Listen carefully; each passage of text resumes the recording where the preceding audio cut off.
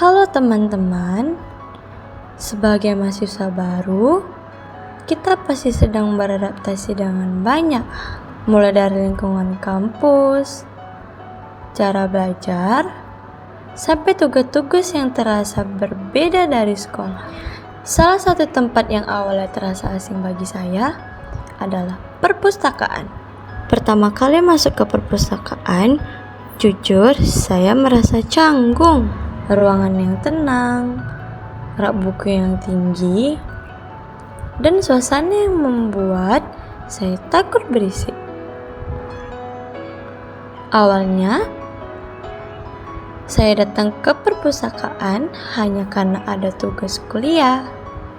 Seperti dosen meminta kami mencari referensi dari buku atau jurnal. Saya pikir masuk perpustakaan pasti ribet dan membosankan. Namun, setelah beberapa kali datang, saya mulai merasa nyaman. Di perpustakaan, saya bisa belajar dengan lebih fokus. Tidak ada suara ramai, dan saya bisa benar-benar memahami materi yang saya baca. Saya juga sadar perpustakaan tidak hanya berisi buku.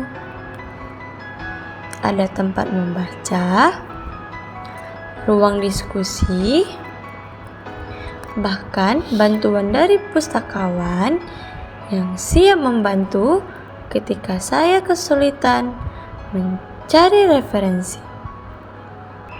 Hal-hal kecil inilah yang membuat saya mulai menghargai keberadaan perpustakaan. Sebagai mahasiswa semester awal, perpustakaan membantu saya belajar menjadi lebih baik. Saya belajar mencari sumber yang benar, membaca dengan teliti, dan menyusun tugas dengan lebih rapi.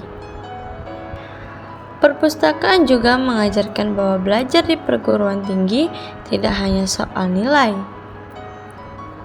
tetapi tentang proses memahami ilmu secara mendalam. Di tempat inilah saya mulai merasa benar-benar menjadi seorang mahasiswa. Saat ini, perpustakaan sudah banyak berkembang. Tidak hanya menyediakan buku cetak, tetapi juga e-book, jurnal online, dan akses internet.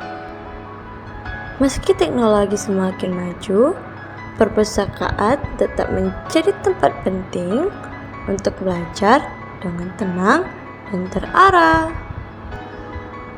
Bagi saya, perpustakaan bukan lagi tempat yang menakutkan atau membosankan.